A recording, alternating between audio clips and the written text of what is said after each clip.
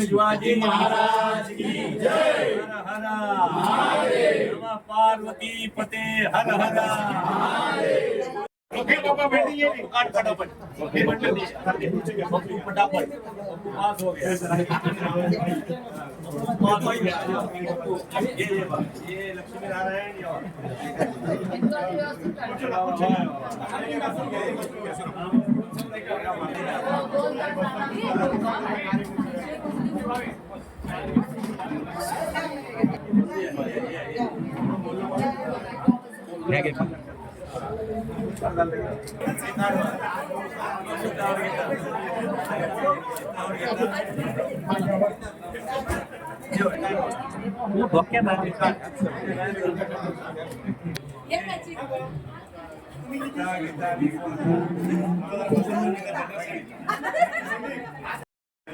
सर्वांचे आदरणीय हो साहेब राहून द्या ये बाबा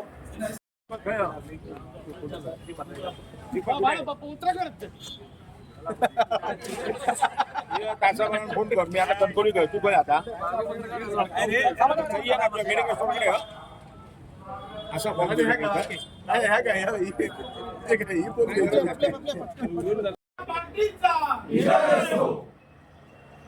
नमस्कार. याआधी आपल्या सर्व कार्यकर्त्यांचा आभार मानतो, कारण पक्षाने मला आमदार जो केलाय तो प्रामुख्याने कार्यकर्त्यांचा आमदार या माध्यमातून केला. पहिला कार्यकर्त्यांचा आधार ज्यांच्यासाठी मी आमदार झालोय परिषदेला, कारण ही काही निवडणूक नाही, हे जनतेने निवडून दिलेला असा विषय नाही. हा कार्यकर्त्याने म्हणजे पक्ष, या पक्षाने मला दिलेली ही एक जबाबदारी आहे. त्यामुळे ज्यांच्यासाठी जबाबदारी दिली त्यांचा पहिला आभार मानतो की बाबांनो हे सगळं तुमच्यासाठी दिलेलं आहे. क्रमांक 1. क्रमांक 2, ज्या भारतीय जनता पक्षाच्या केंद्रातल्या नेत्यांनी, या राज्यातले आपले नेते देवेंद्रजी फडणवीस साहेब, महाराष्ट्राचे अध्यक्ष रवींद्रजी चव्हाण साहेब, आमचे कोकणाचे नेते नारायणराव राणेजी, नितेशजी राणे, आशिषजी शेले, सगळ्यांच मला आनंद आहे की सगळ्यांनी एक मताने का होईना, कारण माझ्या माहितीप्रमाणे जवळजवळ 100-150 लोकांची यादी अख्ख्या महाराष्ट्रात, ती कमी कमी कमी कमी करत ती शेवटी 30 वर आली. त्या 30 वरना ती 5 वर आली. त्या 5 मधला मी एक झालो. याचा अर्थ मी नेहमी सांगतो, मला मिळालेलं पद किंवा कुठल्याही कार्यकर्त्याला मिळालेलं पद तो फार लायक असतो म्हणून मिळत नाही, तर त्याच्याबरोबर इतर पण मंडळी असतात, त्यांना ते मिळत नाही, आपल्याला मिळतं. म्हणून आपल्याला मिळालेल्या पदाचा जास्त गावगावा करण्यापेक्षा बिचारा त्यांना मिळालं नाही त्यांच्यासाठी मी नेहमी प्रार्थना करतो की त्यांना पण चांगली पदं मिळावीत. म्हणून महाराष्ट्रामध्ये असे अनेक लायक मंडळी होती, एक निमित्त मात्र म्हणून मी झालो. त्यामुळे मी सन्मानपूर्वक माझ्या पक्षाला सांगितलं की हा पद मला दिल्याबद्दल मी आभारी आहे. मी सहज बोलताना आमच्या शिवप्रकाशजींना संजयजी मुद्दाम गमतीने सांगितलं की तुम्ही हे पद देऊन मला थोडं अडचणी आली. ते म्हटलं अरे इतने लोगों में से आपको एमएलए किया, आपकी तकलीफ नाही. म्हटलं सर पहिलं बरं होतं, ज्यांना पदं मिळायची नाही ते माझ्याकडे यायचे, ते म्हणायचे आम्हाला तिकीट मिळाली नाही, मला आमचं पद मिळालं नाही, मग ते नाराज व्हायचे. मग मी त्यांना बसायचो आणि त्यांना म्हणायचो, अगदी गोव्याच्या निवडणुकीपासून ते अगदी मुंबईच्या निवडणुकीपर्यंत त्यांना मी बाजूला बसवायचो. मी सांगायचो, मी वयाच्या 10व्या वर्षापासून संघाचं काम करतो, मी अमकं केलं, मी तमकं केलं, मी कोण लढत नसताना तिकडून लढलो, आणि एवढं करून मग पक्षाने मला 15 वर्षात काही दिलं नाही. कुंडली ते म्हटलं, माझा शिरा काय पडले नाही, तुला काय देत. त्यामुळे तो बिचारा असा आनंदी व्हायचा की बघायचा की माझ्यापेक्षा हेच जास्त दुःखी आहे. त्यामुळे त्याच्या दुःखापेक्षा माझं दुःख मोठं बघून त्याचं दुःख छोटं व्हायचं आणि तो आनंदी होऊन घरी जायचा. मी पक्षाला म्हटलं, बाबा हे सुख माझं तुम्ही हिरावून घेतलं, आता मला सांगता येणार नाही. आता लोक म्हणतील, साहेब तुमका 12 वर्षांतरी का व्हायला दिला नाही ना, आमका 15 वर्षांत पण देत नाही. त्यामुळे मी पक्षाचा एका अर्थाने आभारी आहे, पण माझ्या कार्यकर्त्यांसाठी. कारण बाळानो, पद ही शेवटी लिमिटेड असतात. पद किती असतात? तर पद ही फार लिमिटेड. पण आपण ज्या ध्येयाने, मी भारतीय जनता पक्षाचं कौतुक करत असं नाही, आपला पक्ष असा आहे, आपली धरोहर अशी आहे. अनेक मंडळी निरनिराळ्या मार्गातून आपल्या पक्षात येत असतात. ती एका विचाराने जरी आपल्या पक्षामध्ये कुठल्या तरी मार्गाने आली की हळूहळू आपला विचार त्यांच्यापर्यंत पोहोचतो. त्यांच्या लक्षात येतं की ही मंडळी जरी राजकारणाच्या पलीकडे जाऊन 3-3.5 हजार वर्षाच्या विचार परिवाराला किंवा त्या सनातनला कनेक्ट झालेले आहे. त्यांचं राष्ट्र निर्मितीचं कार्य आहे, राष्ट्र संरक्षणाचं कार्य आहे. या मोठ्या कामामध्ये आपण त्या झालेले एक निमित्त कार्यकर्ते आहोत. असं हळूहळू कार्यकर्त्यांच्या लक्षात आलं की मग पक्षात आलेला माणूस, तो काल येऊ दे, परवा येऊ दे, 13 येऊ दे की 50 वर्षावर येऊ दे, तो कधीही माजी कार्यकर्ता भारतीय जनता पक्षाचा होत नाही. तो प्रमोद जाधव सारखा इतर कार्यकर्त्यांचा कायम आजीवन आजी कार्यकर्ता राहतो, कायमचा कार्यकर्ता. माझी तुम्हाला पण विनंती आहे, तुम्हाला मंडळीला, की काल कोण आले पक्षात, परवा कोण आले, इट इज इमटेरियल. समुद्राला मिळणारं पाणी हे नदीतनं जातं, ओढ्यातनं जातं, नाल्यातनं जातं, विहिरीतनं जातं, पावसातनं जातं. पण समुद्र कधी कोणाला विचारतो का माझ्याकडे पाणी आलेलं, त्याचा रंग निराळा आहे, ते पाणी आमचं आहे? समुद्र, भारतीय जनता पक्ष एक समुद्रासारखे आहे. भारतीय जनता पक्ष कधीच कोणाला विचारत नाही की तुम्ही कुठल्या माध्यम, जो आला तो रमला. भारतीय जनता पक्षाचं हे एक युएसपी आहे, एक स्पेशालिटी आहे. त्यामुळे माझ्या भारतीय जनता पक्षाने मला आमदार करताना जे प्रमुख काम दिलंय आणि ज्याला मला जे प्रमुख पद दिलंय सिंधुदुर्गापासून पालघर पर्यंत, मला त्या पदाचं नावच आहे समन्वय. मला समन्वय साधायचा आहे भारतीय जनता पक्षामधल्या कार्यकर्त्यांचं आपापसातलं, भारतीय जनता पक्षातल्या कार्यकर्ता आणि सरकारमधलं, आणि भारतीय जनता पक्षाच्या सरकारचं आणि जनतेमधलं. हा समन्वय करण्याचं काम, मला काही निधी वाटपाचं काम दिलेलं नाही. माझा निधी असला कोणाला हवा तरी देईन, पण ते माझं प्रमुख काम नाही. विकास करायचं काम नितेशजी राणे पालकमंत्र्यांचंच आहे, खासदारांचंच आहे, सरकारांचंच आहे.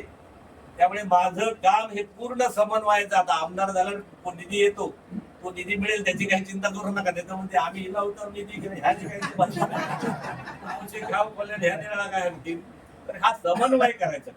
बाळांनो, जेव्हा सत्ता प्रचंड येते, आज 19 राज्यात आपली 70 वर्षानंतर पश्चिम बंगाल मधल्या सारख्या राज्यामध्ये सरकार एक वेळ 0 होतं 9 ला, आज आपण त्या ठिकाणी 207, 210 पर्यंत गेलो. आज आपलं तिथं 19 राज्यात सरकार, 20-22 कोटी आपले मतदार आणि आपले सभासद, एवढी थम्पिंग. जेव्हा श्रीमंती भरपूर येते, जेव्हा सत्ता भरपूर येते, जेव्हा सुख भरपूर येतं, जेव्हा समाधान भरपूर येतं, लक्षात ठेवा त्या मागून येणारं दुःख सुद्धा आहे, कठीण काळ सुद्धा आहे.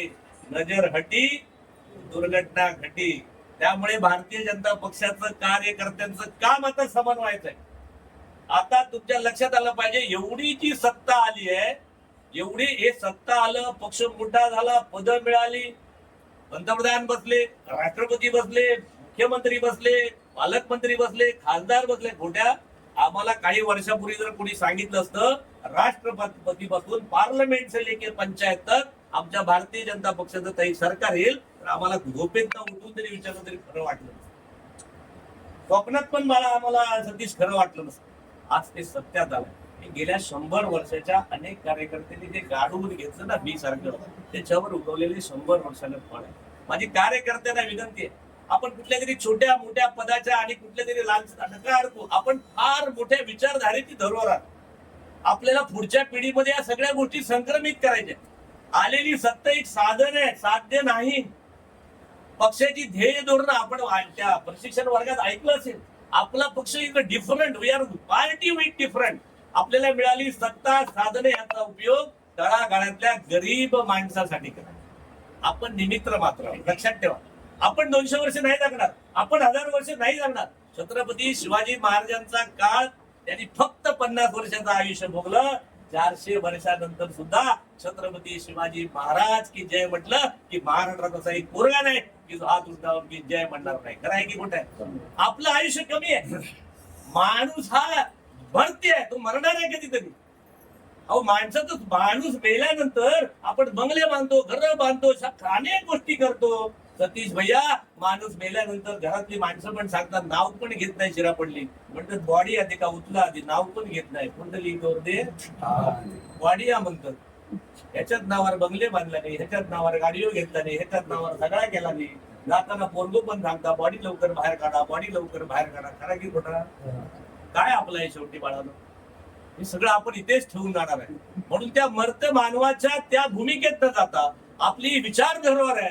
हजारो वर्ष आपल्याला काम करायचं आहे आणि ते करताना ते टिकवण्याची या पिढीची जबाबदारी तुमची आहे. या भावनेचं भारतीय जनता पक्ष फार सुंदर आहे. तुम्हाला सगळी पदं मिळतील, सगळं काम करू शकता. अध्यक्षीय पद्धत आहे. मी अनेक ठिकाणी सांगतो, भारतीय जनता पक्षाची अध्यक्ष पद्धत फार ब्युटिफुल आहे. 3 वर्षाचा आमचा 7-12 अध्यक्ष असतो. जमलं तर एकदा आणखी रिन्युअल होतं. सतीश गोट्या एकदा रिन्युअल होतं. पहिला तो 7-12 असतो 3 वर्ष. जमलं तर आणखी 3 वर्ष 7-12 जातो. मग इतर हक्कात जातो, मग कुळात जातो आणि मग सगळे मिळून त्या कधी खुळ्यात काढतो त्या संदेश खरा की खोटा म्हणा. आजूबाजू कोण हे बघ, हे पण होतो भारतीय. असे अनेक लोक आहेत की त्यांना आज लोक खुळ्यात काढतात. त्यामुळे भारतीय जनता पक्ष फार ब्युटिफुल आहे, फार सुंदर आहे, फार रचना टिकाऊ आहे. इथे आलेल्या प्रत्येक माणसाने 100 वर्षापूर्वी ज्या परिवारात ज्या विचारात तुम्ही स्वयंसेवक बना, स्वतःचे राष्ट्र निर्मितीचं काम करा, देशासाठी काम करा. राष्ट्र टिकलं तर माझी कणकवली टिकेल, राष्ट्र टिकलं तर माझं सिंधुदुर्ग टिकेल, राष्ट्र टिकलं तर माझी संस्कृती टिकेल. या भावनेतनं बाळानं काम करा. मग तुम्हाला कुठल्याही गोष्टीचे असं अन्याय वाटणारच नाही. मला कधी कधी कौतुक वाटतं. लोक मला म्हणतात 12 वर्ष प्रमोद चढावर अन्याय झाला. माझ्यावर घंटा काय अन्याय झाला तो मलाच कळावा. माझ्यावर कसला अन्याय झाला? मी 10व्या वर्षापासून काम करतो बाळा. बरं, मी इकडे येऊन निवडणूक लग्न आमदार होईल, माझ्या 10 पिढ्या हार्ट अटॅक नाही गेल्या. आता ते जाऊच्या तुमका इले तर का मी काय करू? आता तुम्ही काय मला बाळाला कोणी मदत नाही केली, तुम्ही नाही मदत केली कोणी मला संदेश बापरे बापरे त्याच्याकडे जाऊतो तो असंच राहणार उभंच असेल. आता खाल्लंय की मग गिळतो. खरं आहे की खोटं आहे? काय पुस्तक तुझ्याकडे लिहितो तू काय काय प्रकारचे पाठलाग केलं ते काय घेतलं तर मागतो वळून होतो बाळा. अरे बापरे, तुम्ही नाही सर राजन त्यांनी ट्रेन मध्ये भेटलो तरी उलटो झोपायचो. तिकडे तोंड करून इकडे तोंड गेले तुला आता गाडी. अरे एकदा ते का खोकला येत होतो, विकची बाटली तिथे ती पण घ्यायना म्हणते का जठरान तो वास येतो. मी जिंकलो बाळानो. हे बघा, निवडणुका जिंकायला ना 2-3 तुम्ही किती मेहनत करा, कधी कधी परिस्थिती तुमच्यावर असावी, कधी कधी थोडं तुमचं लक पण असावं लागते.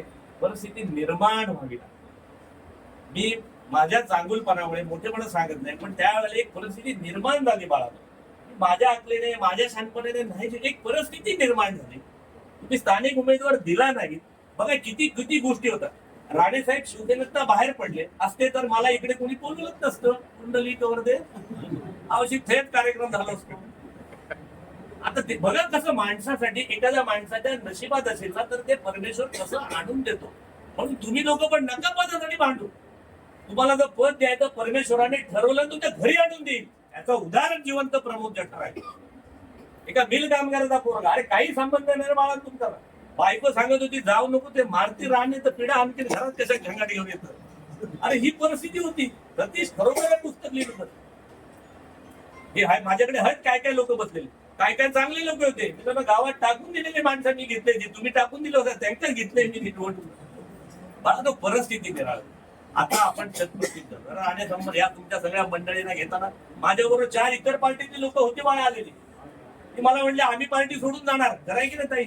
आणि गेली ती. ते म्हणले प्रमोद तू पण चल. म्हटलं मी नाही जाणार बाळा, हे माझं घर आहे, मी कशाला सोडू?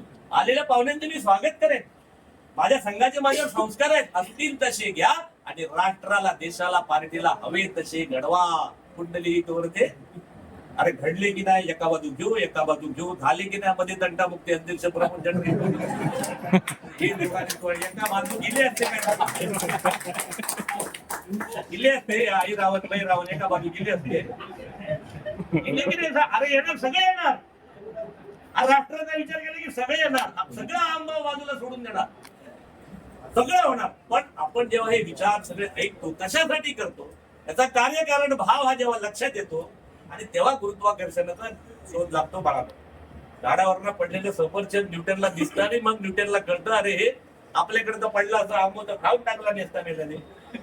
त्याने पडल्यानंतर त्याच्या लक्षात येईल अरे याच्यासाठी काहीतरी गुरुत्वाकर्षण. तेव्हा तुमच्या लक्षात येईल पार्टीचं स्पिरिट लक्षात तेव्हा तुमच्या पण लक्षात येईल की ही पदं बिदं सगळी शुल्लक आहे कधीतरी जाणार आहे. कालची पश्चिम बंगालची आपण निवडणूक लढवली बाळारो आणि बघा त्या मंचकावरती मोदी साहेबांचा सत्कार करण्यासाठी मोठा हार आणला.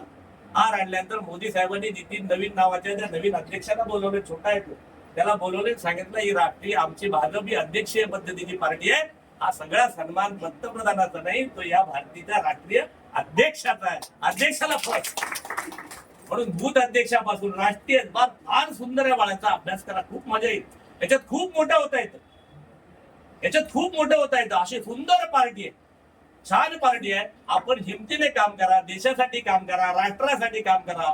गुतू नका मातू नका घेतला वसा टाकू नका. आणि आयुष्यभर जर खरोखर प्रमोद जटरला शुभेच्छा द्यायच्या असतील सतीश राव तुम्ही संदेश सगळेच मी नाव या दोघांची घेते राईट हँड बसलेत म्हणून गाडी घालू नको.